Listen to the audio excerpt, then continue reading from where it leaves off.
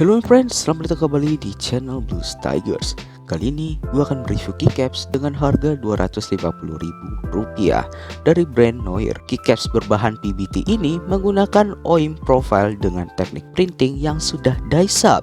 Keycaps ini juga memiliki ketebalan 1,3 mm dengan base putih dan font hitam. Berikut sound testnya.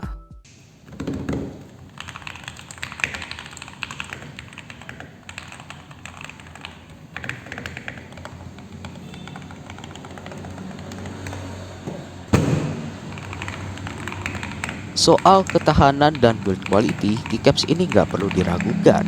Mau kalian tabuk seperti mantan kalian pun, keycaps ini juga masih tahan.